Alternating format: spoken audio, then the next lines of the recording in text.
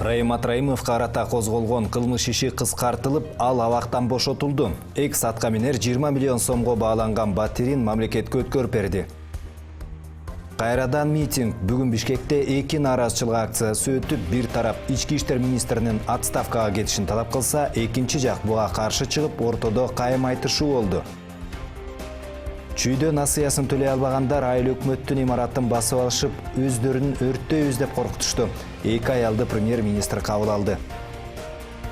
Биз менен ооз ачыңыз акциясы уланууда. Кыргызстан мусулмандарынын дин башкармалыгы ифтарга жетишпей калгандарга 1 ай бою чакан баштыкчаларды таратат.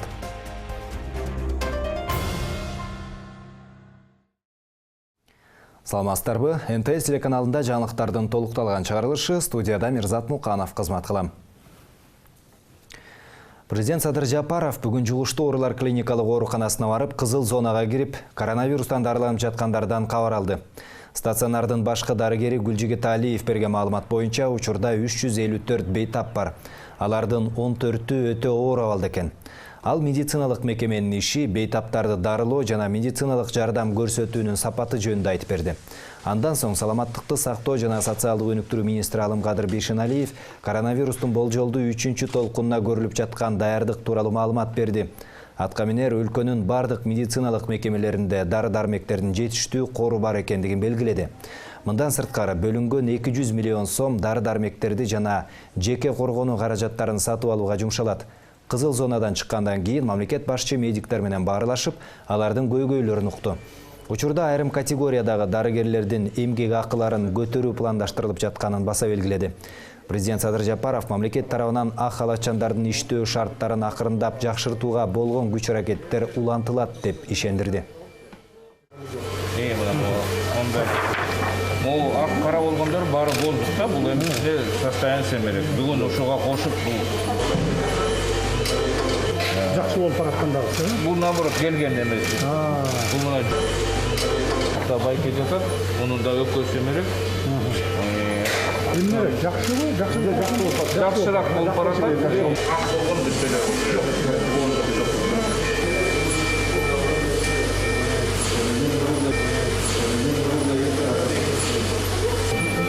Бомба жанагы артык кислороду концентраторда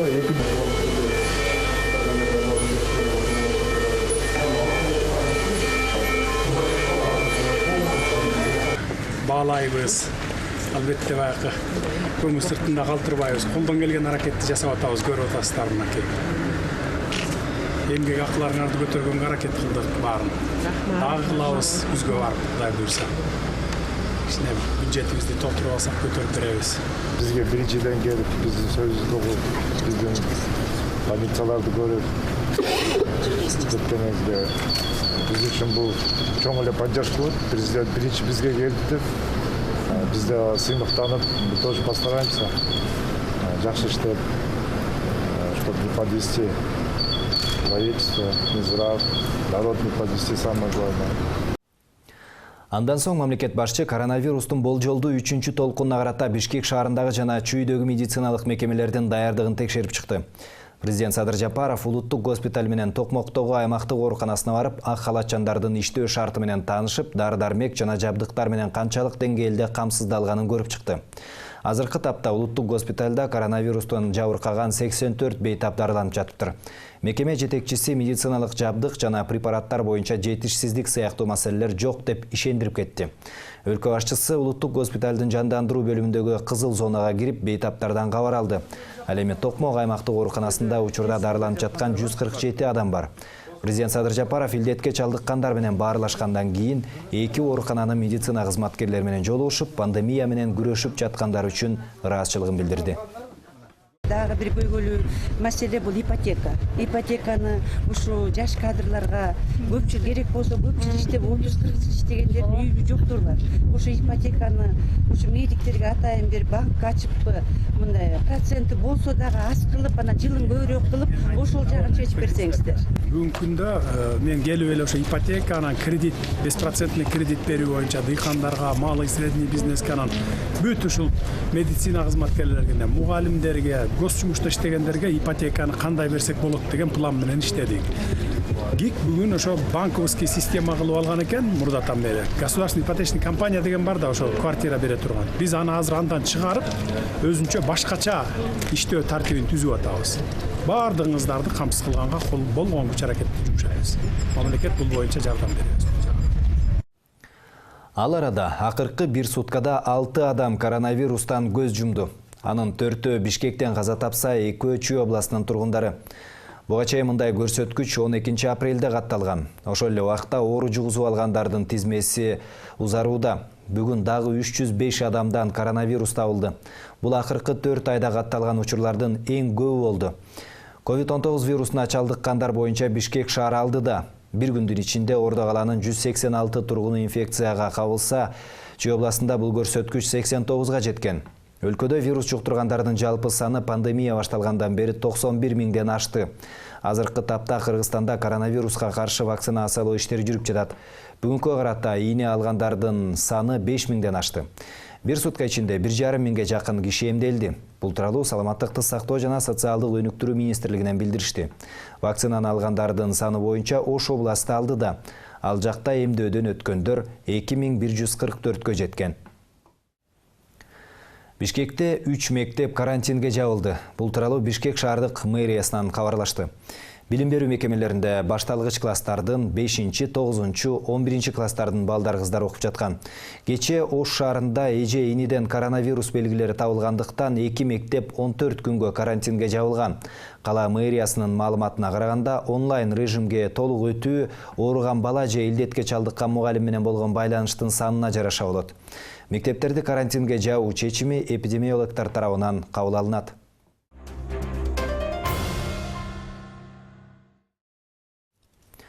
Бажы кызматынын төрагасынын мурдагы орун басары Раим Матраимовго козголгон кылмыш иши кыскартылып, ал абактан бошотулду. Бул тууралуу УКМКдан кабарлашты. Атайын кызматтан билдиришкенде, Раим Матраимов 20 миллион сомдон жогору бааланган жалпы аянты 232 чарчы метрди түзгөн батирин мамлекетке өткөрүп берген. Быйыл февралда бажы кызматынын төрагасынын мурдагы орун басары кылмыштуу киришелерди адалдоо фактысы боюнча козголгон кылмыш ишинин алкагында кармалган. Сотко чейин көндүрүштү баштоого Раим Матраимовдун Дубайда кымбат баадагы мүлкү бар экени тууралуу Азаттык медиа даярдаган журналисттик иликтөө негиз болгон. Муну аныктоо максатында тергөөчүлөр тарабынан КМШ өлкөлөрүнүн, Европанын, Кытайдын, Түркиянын жана ошондой эле Дубай Эмиратынын тийиштүү органдарына тиешелүү өтүнүчтөр жөнөтүлгөн. Алардан келген расмий документтерге ылайык, Раим Матраимов жана анын жакындарынын чет мамлекеттерде кыймылдуу, кыймылсыз мүлктөрү жок болуп чыккан. Ушундан улам ага карата козголгон кылмыш иши токтотулуп, камакка алуу түрүндөгү баш коргоо чарасы жокко чыгарылыптыр. УКМК 7 айдын ичинде өлкө бюджетине 5 миллиард сомдон ашык каражат кайтарган. Анын ичинен 2 миллиарды мүлк түрүндө, 3 миллиард сомдон ашыгы акчалай берилген. Мындай маалыматты УКМК таратты. Атайын кызматтан белгилешкенде, каражаттын бир бөлүгү тергөө амалдары аяктаганга чейин УКМКнын депозиттик эсебине топтолот. Качан бул иштер жыйынтыкталганда толугу менен республикалык бюджетке которулат. Мамлекеттик чыккынчылык беренеси боюнча кармалган саясаттануучу Марат Казакбаев 14 июнга чейин камакка алынды. Мындай чечимди Бишкектин 1-май райондук соту кабыл алды. Казакбаев УКМКнын тергөө абагына киргизилди. Мындан тышкары ушул эле берене боюнча айыпталып жаткан дагы бир кылмышка шектүү ТМ аттуу жаран 13 июнга чейин камакка алынды. 1-май райондук сотунун маалымат кызматы саясий серепчи Марат Казакбаев менен кармалган экинчи адам Марат Токтоучиков экенин тастыктады. Ал дагы атайын кызматтын тергөө абагына киргизилген. Азырынча алар кайсы өлкөгө кандай мамлекеттик сыр менен бөлүшкөнү белгисиз. УКМК тергөө аяктагандан кийин толук маалымат бериле турганын билдирген. Чүйдөгү пригородная айыл өкмөтүнүн имаратын басып алды делген аялдар жоопкерчиликке тартылбайт. Бул тууралуу аталган областтын жетекчиси Эркин Тентишев айтты. Ал эми Чүй областтык милициясы аталган факты боюнча тергөө иштери башталганын билдирүүдө. Кредитин төлөй албагандыктан үйлөрүнөн ажырап калуу коркунучуна кабылган 10 аял бүгүн таң эрте пригородная айыл өкмөтүнүн имаратына кирип ичинен бекитип алышкан. Алар насыяларын жоюуну талап кылып, эгерде маселе чечилбесе, өздөрүн өрттөйбүз деп коркутушту. Сүйлөшүүлөрдөн кийин аялдар ишемби күнү премьер-министр менен жолугушмай болушту. Ошондон кийин гана имаратты бошотуп беришти. Кененирээк Рахат Жаныбекованын репортажында. Чүй областынын Ламин районундагы пригородный айыл аймагындагы өкмөттүн имаратына эртеңен саат 5 чамасында 10 жакын аял кирип, ичине кирип алышкан. Алар алган насилардын бардыгын жоюуну талап кылып жатышат. Бул жерге Чүй областынын губернатору, ошондой эле Чүй областындагы ички иштер башкармалыгынын башчылары да келишти, бирок сүйлөшүүлөрдүн азырынча дайын жок. Алардын колдорунда бензин куюлган бөтөлкөлөр, ошондой эле газ баллону да бар. Мына азыр бүгүн ар бирибиздин колубуздагы нерсени башыбыздан ылдый коюп туруп керек болсо өрттөнгөнгө даярбыз. Бүт карстарды кечип бериңиздер деп атат. Аны мыйзам чегинде чечиш керек. Ошон үчүн биз суранып атабыз. Жүргүлө коридор кылып берели, премьерге киргизели деп суранып атабыз. Ошо сүйлөшүүлөр жүрүп атат. Канча аял айтпай атышат. Айыл өкмөттүн имаратына кирген 10 чакты аял каалганы ичинен бекитип алышкан. Эч кимди ичине киргизишкен жок. Алар насия боюнча коюп жаткан талаптары аткарылбаса, өздөрүн өрттөйбүз деп коркутуп жатышты. Жалгыз үйлүү адамдардын үйлөрүн выселенияга берип соттор албасын. Жалгыз үйдү албаган деген закон уже дүйнө жүзүнүн баарында тең иштейт да, бизде гана иштебейт. Кредити алган адамдардын үйлөрүнө барып психологический атака кылып, үйлөрүн барып көрүнгөн нерсесин жугуп кетишпесин. 4 ай мурдун балам өтүп кетти, кредитин төлөй албай. 44 жашта балам, 4 баласы жетим калды. Мен талаада калдым. Төлөй албай жумушу жок болчу. Анан кийин мен кыргызча айтканда жашай турган жерим жок азыр. Үйүңүздү алдырып койдуңузбу? Алдырып койдук. Канча алдыңыз эле кредит? 20 000 доллар. Өзү үчүн эмес. Кыргызстандагы энелер үчүн чыгып атабыз. Кредиттер үчүн. Бүгүн токтотпосок дагы мындай энелер, жесир аялдар көбөйөт. Мындай кадам барбай сүйлөшүү жолу менен чечсе болот. Биз барганбыз. Биз барганбыз. Нацбанкка барганбыз, бүт жерге барганбыз. Кабылаба кошту. Насияларды жоюуну талап кылган аялдардын бир тобу сыртта турушту. Алар өлкөнүн 7 дуанынан келишкенин, алардын үнүн өкмөт укпай койгондон улам ушундай кадамга барышканын айтышууда. Правительствонун алдында айтып турганбыз, турдук. Эч ким чыккан жок. Айласызда мына кирип алышты, келишти го бардыгы. Топтолгондор пандемиядан улам жумушсуз калып, алган насияларын төлөй албай калдык дешет. Анткени кредиттин үстөгү өтө жогору болуп жатыптыр. Мындан улам аны кескин азайтуу керек деген талаптарын коюшту. Мен фундамент койгом, строительство биз алгам, жакшы ниет менен алганбыз. Биз аны акчаны мисалы биз төлөбөйбүз деп айтпайбыз. Биз төлөп беребиз. Алганын алып бериш керек да, туурабы? Алган акчаны беребиз. 0% азайтышын да. Айыл өкмөтүнүн имараты белгисиз аялдар тарабынан басылып алынганы тууралуу маалымат милицияга эртең мененки саат 10-да түшкөн. Окуя болгон жерге дароо тартип сакчылары Чүй областык милициясынын башчысы келген. Имараттын жанына эки тарабына тең өртөчүчү унаалар токтотулган. Ошондой эле тез жардам кызматынын дагы бир бригадасы ошол жерде турат. Алар кандайдыр бир кырсык боло турган болсо, дароо жардам берүү үчүн чакырылган. Ошентип бүгүн пригородный айыл өкмөтүндө иш токтоп калды. Керектүү маалым кат ала албай, имаратты айланчыктаган жергиликтүү тургундар буга нааразы болуп жатышты. Биздин көйгөйүбүз азыр справка алыш керек, документ алыш керек. Үйлөрүбүздү алдырдык, биз өрттөнгөнгө даярбыз деп эмелер журналисттер айтып көргөздү телефондон.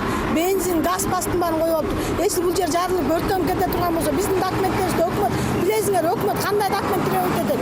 Барсаң, айыл өкмөттөн баланчаны алып келет. Айыл өкмөтүбүздө тактыктуу маалыматтарыбыз жок болсо, дагы чумобуз чыгып, архивге барышка керек. Лучше келип берсинчи, пожалуйста, мен 9 балам бар. Банкка барыш керек, банктан андан жогорку айыл өкмөтүнө бери келе турган эч шарт жок, берде эч укуңар жок. Кирип аттым эле болгон. Мен ушул жердин тургунумун. Аты жөнүңүз? Ана мен тимине уктап жаткам, чакырып келип, экөөсүнө айтсам, тери ажылдап аялдар өзүңөр билесиңер. Баки сиз кредитти элден албоону сунуштайсыз, элге? Конечно, эмне керек алып алам андай ызычы тап. Албагыла дейсиңер, кантип жашайт, элдер ооруп калат, үй салат, бирдемке кылат.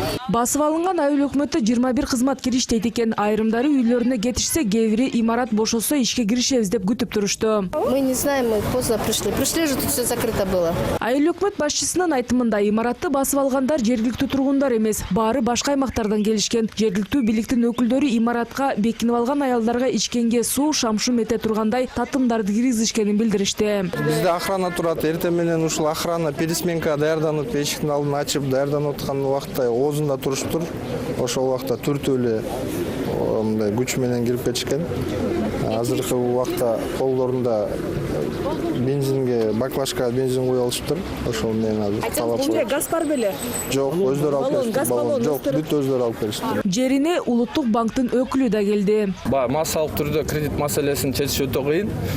Ар бир көйгөйдү, кредиттен чыккан көйгөйдү бул баягы жарандык келишим болгондуктан коммерциялык банктар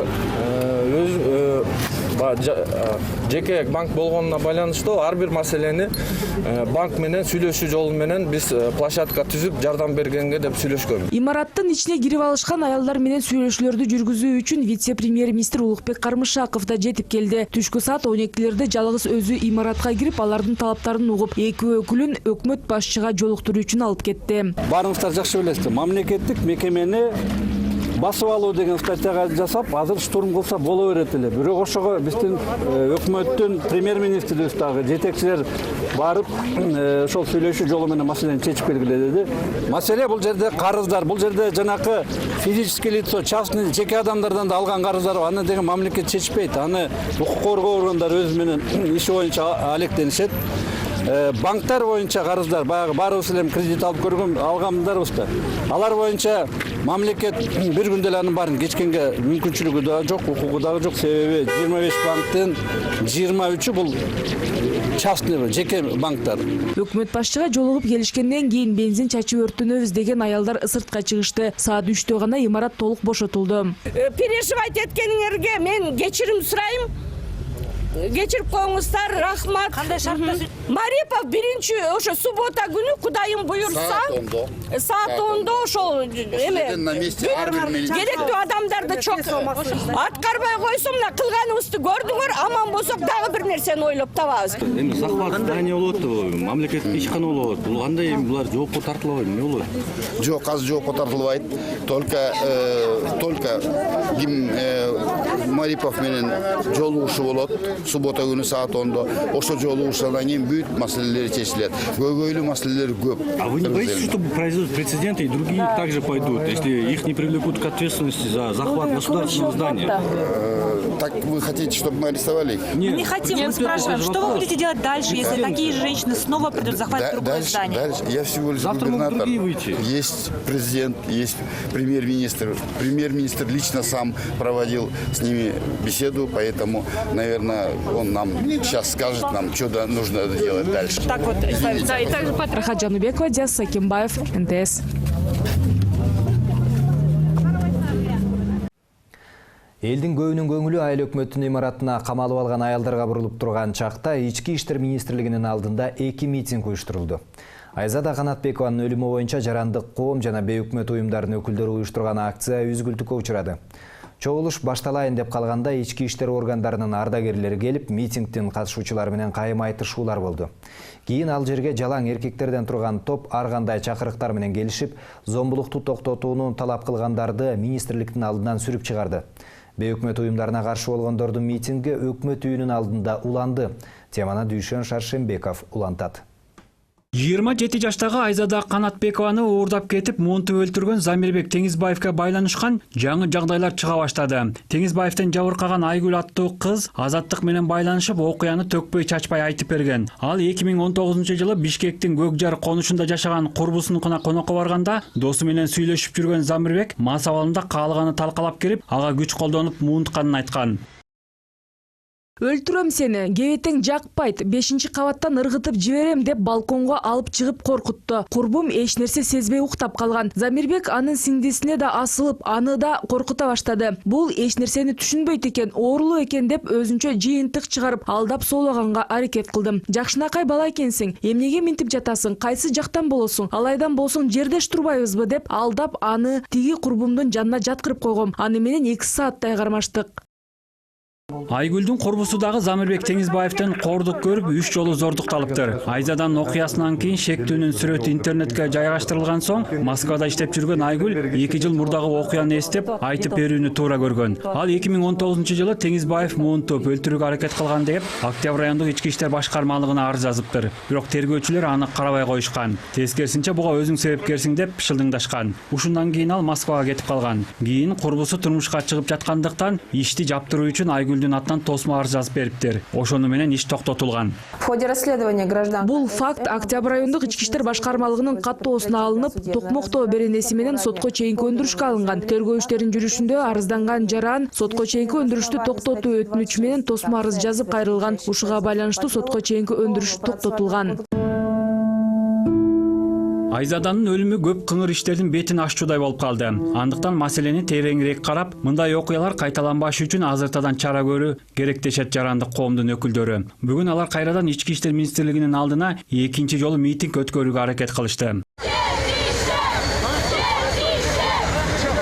Жарандык коомдун митинги түшкү саат 12-ге белгиленген. Бирок бул убакытта Ички иштер министрлигинин алдына саналуусу гана чогулушту. Ага чейин келгендери чагымчылдыкка жол бербеш үчүн сары түстөгү кездемени айырып, билектерине тагып жатышты. Баары чогула баштаганы менен министрликтеги оңдоо жумуштары тоскоолдук жаратты. Буга карабастан митингдин катышуучулары уят, кетсин деген чакырыктар менен кыйкырып жатышты. Алар министр Айзада Канатбекованын өлүмү боюнча айрым кызматкерлерди жумуштан алып гана чектелгенин билдиришүүдө. Министр кетмейинче эчтеке оңолбойт. Системдүү реформалар жок. Кийин дагы бир кыз далага чыгып кетсе, Куда келет деп каткырып күлүп отура берет. Я не хочу, чтобы кыздарыбыз каза болгонун не хочу. Көтпөй митингге Ички иштер министрлигинин ардагерлери аралашты. Алар министр Улан Ниязбековдун таламын талашууга өтүштү. Айзаданын окуясына шалакы кылган кызматкерлер өз жазасын алганын, учурда тергөө жүрүүдө. Ушундай чогулуштар ага тоскоолдук кылып жатканын түшүндүрүүгө аракет кылышты. Бирок эки тараптын өз позицияларын бергиси келбегендиктен ортодо кайым айтышуу башталды.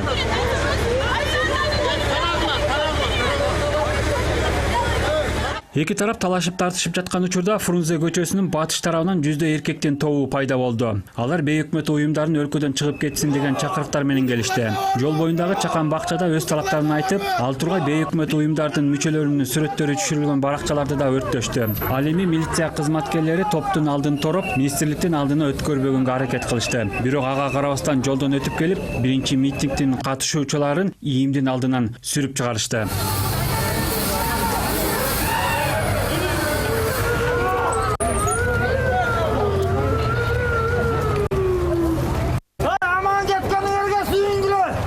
Бүгүн патриоттор ушу кайдыгер эмес караган мекендештер баалоочуларга каршы чыкты.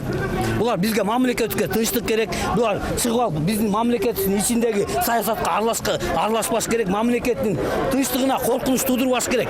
Мындайча айтканда ушундай бейөкмөт уюмдарга биз каршыбыз. Мына милиция кызматкерлерин колу буту байлануу. Андан соң бул топтун тынчтык митинги өкмөт үйүнүн алдында уланды. Ал жерден депутаттарга кайрылуу жасашып, сырттан каржыланган уюмдардын ишин тескеген мыйзамды кабыл алууну талап кылышты. Ошондой эле жаңы кабыл алынган кодекстерди өзгөртүүнү сунушун киргизишти. Алардын айтымында дал ушул кодекстер зомбулукка кабылгандарды жана андан каза болгондордун иштеринин бетин ачууда тоскоолдук кылып жатыптыр. Митинг Айзада Канатбекова жана үй бүлөлүк кордуктан көз жумгандарга багышталып, Куран окуу менен жыйынтыкталды. Дүйшөн Шаршенбеков, Агзат Түлеев, МТС. Ушул эле күнү Жогорку Кеңештин имаратынын жанында дагы бир митинг өттү. Анда бир нече киши Ысык көл областында казино ачууга уруксат берген мыйзам долбооруна каршы чыгышты. Чогулгандардын айтымында кумар оюну каргашалуу бизнес. Мындай жайларга чет өлкөлүктөргө караганда жергиликтүү тургундар көбүрөөк бара баштайт дешет. Ошондой эле сойкулук күчөйт деген кооптонуулар бар. Митингге чыккандардын арасында жакындары казинодон акчасын уттуруп жибергендер дагы бар. Нараачылык акциясынын катышуучулары кийинки жолкусунда өкмөт үйүнүнүн алдына барууну көздөшүүдө. Эске салсак, Жогорку Кеңештин депутаттары Бактыбек Турусбеков менен Дастан Жумабеков Ысык көл областына казино ачууга уруксат берген мыйзам долбоорун демилгелеп, ал өткөн аптада биринчи окууда каралган. Документке ылайык аэропорттун жанына атайын зона курулуп, чет элдик жарандарга гана кумар оюндарын ойноого уруксат берилет. Ал эми кыргызстандыктарга тыюу салынат. Буга көпчүлүк эл өкүлдөрү каршы чыгып, туристтик сезонду өнүктүрүү үчүн башка ыкманы колдонууга болоорун айтып чыгышкан. Жогорку Кеңештин 7-чи чакырылышынын депутаттары мажоритардык преференциалдуу система менен шайланышы ыктымал. Эл өкүлдөрүнүн айтымында учурда парламентарийлердин көпчүлүгү дал ушул жолго ыктап жатышыптыр. Себеби анда партияга эле эмес, анын ичинен талапкердин өзүнө добуш берүү мүмкүнчүлүгү жаралат. Муну менен саясий партиялар ичиндеги мандаттарды суудалоо сымал коррупциялык көрүнүштөр өзүнөн өзү жоюлат деп ишенип жатышыптыр. Ал арада учурдагы депутаттардын мөөнөтү июнь айында бүтөбү деген маселе да коомчулукта кызуу талкууланып жаткан чагы. Буга эл өкүлдөрү өздөрү эмне дейт? Акмарал Сабаттар суроо салып көрдү. Баш мыйзамдын жаңы редакциясынын 46-чы беренесинде жогорку кеңеш 90 депутаттан туруп 5 жылдык мөөнөткө шайлана турганы гана көрсөтүлгөн. Ал эми эл өкүлдөрү кандай жол менен шайланып келери конституциялык мыйзам менен аныкталары белгиленген. Демек референдумдун жыйынтыгы расмий жарыяланат. Баш мыйзам күчүнө киргенден тарта депутаттар бул баш ачык калган маселенин үстүндө иштей башташат. Буга чейин конституциялык кеңешменин отурумунда айрымдары мандаттын 45-ин мажоритардык, калган тең жарымын партиялык кылып жазып коюуну сунуштаган. Ошол эле убакта аймактардан өз алдынча шайлоого аттангандарга 35 орун калтырып, калганы партиялык тизме менен келсин деген да сунуштар болгон. Партиялык тизме деген бул эң коррупционный схема болот да, бул шайлоонун ичинде. Себеби шайлоочу кандидат тандабайт, депутат. Партияны тандайт. Бизде партия деген эмне? Партия деген партиянын лидери. Партиялардын туруктуу мүчөлөрү деле жок. Демек өтпөсүңөр. Бир эле киши bir жылда 2-3 партия алмаштырган кишилер да барды. Элдин талабына койсок, же болбосо замандын талабына койсок, преференциалдуу шайлоо болуш керек. Эгерде андай шайлоо болбой, аймактардан келе турган болсо, аймактардан каймактар келет. Партиялардан банкирлер менен бандиттер келет. Анда ал парламенттин келечеги күмөн болот. Азыркы парламенттен дагы деңгээли төмөн болот. Кийинки жогорку кеңештин ыйгар укуктары чектелүү. Алардын мындай бүгүнкү күндөгүдөй кубаты жок. Анан кийин кубаты жок парламентке деңгээли жок депутаттар келип кала турган болсо, ал мындай курултай деңгээлинде калат. Жогорку кеңештеги депутаттардын маанайына караганда көпчүлүгү мажоритардык преференциалдык системага ыктаганы байкалат. Бул жаатта жазылган документ 3 апта мурда биринчи окууда каралып, анда жалпы жыйынга катышып жаткан 97 депутаттын баары колдоп добуш беришкен. Мындай ыкма парламенттин сапатын бир топ жакшыртып, башкы мыйзам чыгаруу органына билимдүү адамдардын келишин шарттай турганы айтылган. Документтин негиздемесине да карай турган болсок, учурдагы чакырылыштын тең жарымы бизнесмендер менен коммерсанттар экен. Эл өкүлдөрүн артыкчылыктуу жол менен тандаган документ колдоо таап калса, алдыда өтө турган парламенттик шайлоодо колдонулат деп күтүлүп жатыптыр. Боршайкомдун жетекчилигинде мындай ыкма техникалык жактан мүмкүн экенин, болгону автоматтык эсептөөчү үкөктөргө атайын программаларды орнотуу зарылдыгын билдиришкен. Бул ар бир депутаттын фамилиясына добуш бериле турган болду. Мисалы, мен Атамекенде болсом, Атамекендин 10-чу списогу же 100-чү болсом, мисалы биринчи чийгенде бюллетенде Атамекен, мисалы биринчи месте болсо 1 деп, мен 10-чу болсом, аны Атамекенин ичиндеги 10-ду чийгенде бул Ныкшановду колдогон болот да. Жана бир мандаттуу округтун кереги жок болуп калат. Ошол эле мезгилде баягы партияда бизнес бул орду болгон да, биринчи, экинчи, там 10-чу местелерди сатыш боюнча.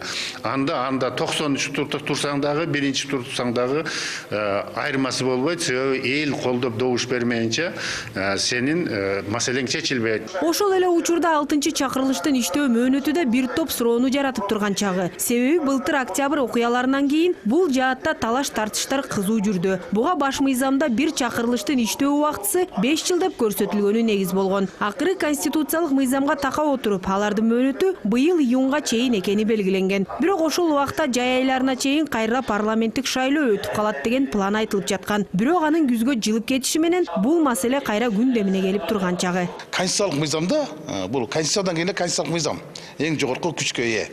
Анда жазылып калган. Жогорку кеңештин депутаттары мөөнөтү кийинки жогорку кеңештин депутаты ант берген күндөн баштап токтотулат. Андыктан бул автоматтык түрдө улана берет. Мен кээде тамашачынга салып айтып коем, эмне үчүн силер 6 жыл отурасыңар, айвериңер жок экен, ашыкча отуруп атасыңар деп. Аслы эмне аз отургандарды айтпайсыңар анда дедим. Маселен, 3-чү чакырылыш 2005, 2006, 2007, 3 жыл отурган. 4-чү чакырылыш 2007, 2008, 2009, 2010, 4 жыл отурган. 5-чи чакырылыш 5 жыл отурду.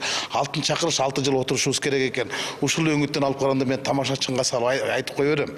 Бирок биздин мөөнөт июлда бүтөт деген бул туура эмес. Июлда 2 айлык каникулга же болбосо эс алууга чыгат, бирок күзүндө кайта ишин баштай берет. Бул бизде эле эмес, дүйнөдө ушундай опыт бар. Кудай сактасын, бир жаман иштер болуп кетсе, же бир коңшу колоңдор менен согушуп баягы же болбосо жана чрезвычайный ситуациялар пайда болуп калса, шайлоо өтпөй калган мезгилде ошол мамлекетте бир иллегитимдүү орган болуш үчүн парламенттин укугун ошондо узартып коет. Эми мага деле бүгүн жакпайт ушундай нормадан ашык иштеген. Бирок биз баягы битке өчөшүп көйнө өңөртө дегенде биз азыр чыгып кетсек, шайлоо өтпөй калат. Себеби азыр норма жок. Биз жаңы конституция менен кирдик, 90 орун. Анын ошол кантип шайлоо боло турган жолун биз аныктап беришибиз керек. Ошентип иштөө убактысы 1 жылга узарган 6-чакырылышка баш мыйзамдын жаңы редакциясы расмий кабыл алынгандан кийин анын иштөөсүн камсыздаган бир катар конституциялык мыйзамдарды гана кабыл албастан кийинки депутаттар кандай жол менен шайланып келерин чечүү вазифасы да тийип турат. Айтымдарында парламенттик шайлоо кайра эле октябрь айына барышы күтүлүүдө. Акмарал Сабатар, Ерлан Кемелбеков, НТС.